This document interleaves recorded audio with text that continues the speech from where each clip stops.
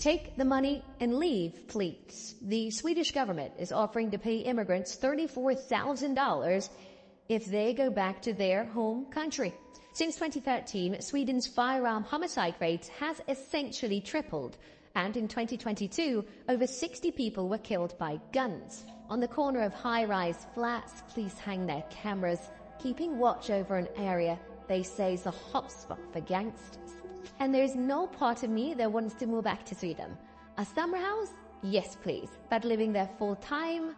No way. This is Sweden, a country of over 10 million people that was once hailed as a model of prosperity, equality, and public support. However, this nation is now seeing many young people leave. Despite its free healthcare, high salaries, and progressive policies, which have long contributed to its reputation for quality of life, more and more Swedes are choosing to pack their bags. This shift raises a surprising question. Why, for the first time in decades, are more people leaving the country than arriving? The answer may surprise you. Sweden's immigration situation is becoming increasingly concerning, particularly as young people seek opportunities in other places. In 2024, the country saw record low asylum applications, an unexpected development given the global crisis. Aid agencies attributed this decline to a combination of fear and a surge in far-right rhetoric, which has fostered an unwelcoming atmosphere for refugees and migrants. But you know a country is in trouble when its own people don't want to live there either. With crime rates soaring, poverty getting worse, and unemployment climbing as well, it's clear that Sweden needs to make some serious changes. But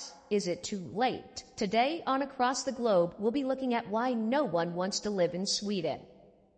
Sweden's youth are celebrated for their independence and ambition, often leaving home at a notably young age, typically between 18 and 19, far earlier than the EU average of 26. This cultural norm of early independence stands in contrast to trends observed in countries like the United States, where a 2019 report revealed that more young adults were living with their parents than at any time since 1940. And the UK, where a study by the British think tank Civitas documented a rise in the proportion of 23-year-olds still at home from 37% in 1998 to 49% a decade later. While this spirit of independence reflects a strong drive for self-sufficiency and personal growth among young Swedes, it's also sparked an alarming shift towards immigration as many seek new opportunities abroad. So why are they leaving? Simply put, many think Sweden's quality of life has gotten much worse. In 2024, GIS reported that Sweden is facing a national crisis because of its failure to successfully integrate record numbers of immigrants. They noted that the country's reputation has fallen from a welfare state model to a warning example, and foreign-born citizens now account for 20% of the nation's population, with 63% of the population feeling positive towards immigration. It seems it's some of the impacts of immigration that are causing many people to leave. In 2022, Reuters stated that Sweden has failed to integrate the vast numbers of immigrants it has taken in over the past 2 decades, leading to parallel societies. And Prime Minister Magdalena Andersson agreed, saying, "Integration has been too poor at the same time as we have had a large immigration. Society has been too weak. Resources for the police and social services have been too weak." When violent riots left more than 100 police officers injured, Andersson blamed criminals and said both Islam and right-wing extremism had been allowed to fester in Sweden. Lump this in with increasing gang violence, both at the hands of natives and immigrants, and it's easy to see why many Swedish don't feel safe. They didn't want us to integrate with the Swedish people.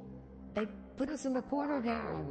We take the most possible jobs, either that or we start with the criminal activities. Yet, if we look at the figures, in Sweden, about 79% of people say that they feel safe walking alone at night, more than the OECD average of 74%. So, while this is a worry for some, young people seemingly have bigger concerns than crime. The quality of life in Sweden has been increasingly challenged by a significant rise in the cost of living, particularly in urban centers like Stockholm, Gothenburg, and Malmö. Stockholm is the most expensive city in Sweden and ranks 26th in Europe. For a family of 4, the estimated total monthly cost is 6,117 euros, while a single person can expect to pay around 2,448 euros per month. Compare this to Berlin in Germany, Berlin's total monthly cost for a single person is €2,277, making the monthly cost of living in Stockholm €171 higher than in Berlin. And buying a home is rather difficult in Sweden too. In 2017, just under 57% of Sweden's young people had their own home through either owning the property or through a first-hand rental contract from the owner of the building. Housing prices have been soaring for decades now, with a staggering increase since 1995,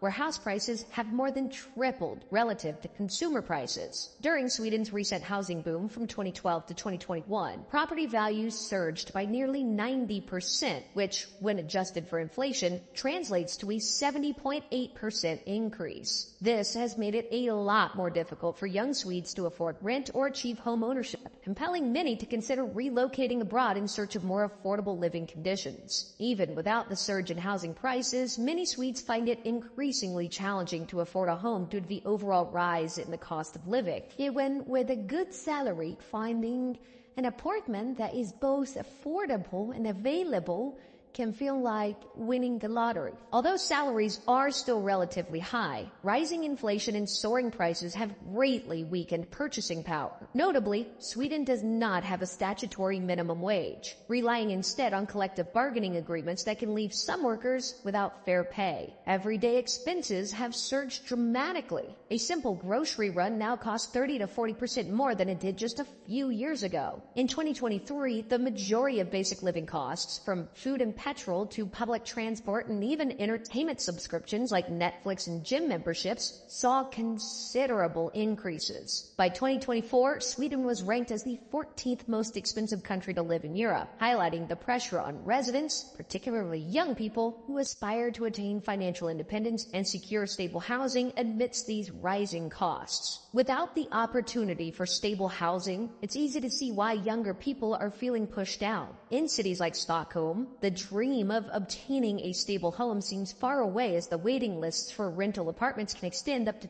20 years. And many who reach the front of the queue are in their 50s and own a home. In 2015, nearly half of all Stockholmers, about 500,000 people, were in this queue. By 2023, this had jumped up to 810,000 people. Coupled with rising mortgage rates, which have rendered home ownership nearly impossible for many young Swedes, it's fair to say that the situation is dire. So, as many young people grapple with sky-high living costs and limited housing options, the prospect of building a future in their home country becomes increasingly bleak, prompting a sense of urgency to seek opportunities elsewhere. A total of 86,400 people moved away from Sweden in 2024, an increase of 13,000, or 18% in 2023. This exodus not only threatens to disrupt the demographic balance in urban areas, but may also have long-term implications for Sweden's economy and social fabric. But many may be thinking, well, people should seek to earn more money or work harder for that promotion or pay raise. But it may not be so simple. Young professionals are slowly being pushed out too. Sweden's progressive tax system takes up a significant portion of income, even for middle-class earners. Scandinavian countries are renowned for their extensive social safety nets and public funding of services, including universal health care, higher education, and generous parental leave, alongside comprehensive child and elderly care. However, good public services cost a lot of money, so the government needs to collect high taxes to pay for them. This led to growing concerns among many Swedes in 2021, as their country's tax-to-GDP ratio reached 42.6%, reflecting an increase in taxes alongside Denmark's 46.9% and Norway's 42.2%. To put that into perspective, the United States reported a tax-to-GDP ratio of only 24.5%. Long holding a global reputation for championing high taxes and social equality, in recent years, Sweden has emerged as a European hotspot for the super rich. While those in the middle and upper classes may thrive, many in the lower income brackets face significant struggles to make ends meet. Despite maintaining a relatively low poverty rate compared to many other nations, evidence suggests that poverty and inequality are on the rise, with a growing proportion of the population now at risk of poverty or social exclusion. And while Sweden has never really been classed as a country with unemployment issues, this is changing. The unemployment rate has been increasing since 2018, reaching nearly 9% in 2021 following the pandemic in 2020. In 2023, it stood at 7.7%. As of 2025, Sweden's unemployment rate rose to 9.4% in February from 8.5% in the same month of the previous year, meaning many more people are struggling than you would think. In 2022, The Guardian highlighted the strain that fast-rising electricity bills and surging food price inflation have placed on households, with social entrepreneur Johan Rindeval stating, "Sweden also has a poverty problem. We may not talk about it much, but it's there, and it's absolutely got worse this year." Sweden's tax-heavy economy is increasingly seen as a barrier to financial growth for young people, which is surely only making matters worse. The comparatively fewer promotions and pay raises available within Swedish companies further diminish the appeal of remaining in a system where high taxes can overshadow salary growth.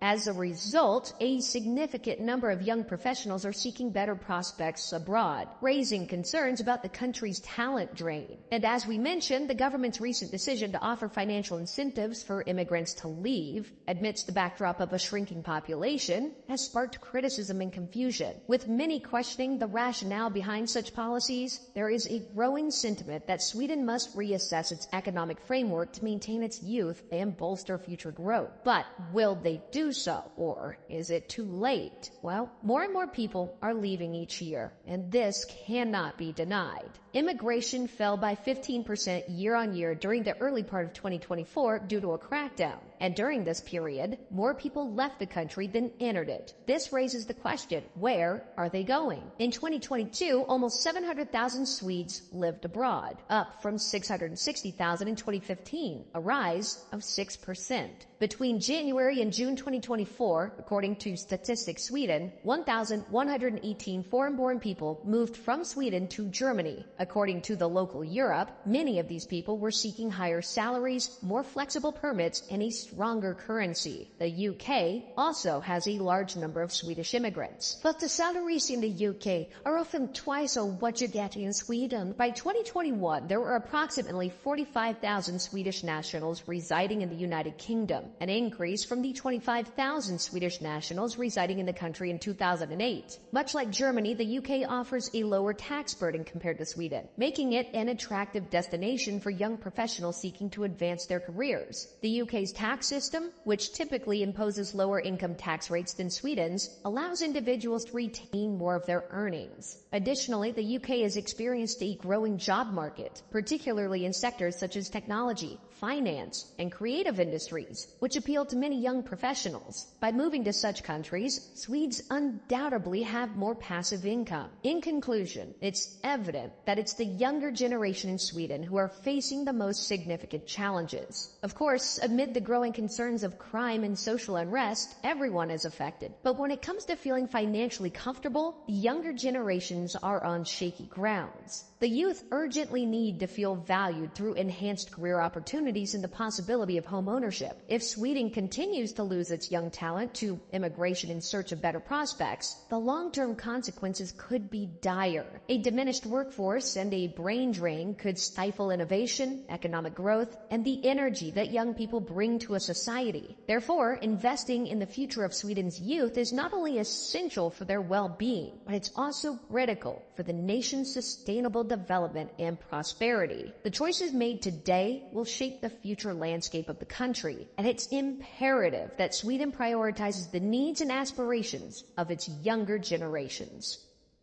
What about why living in Japan has become impossible?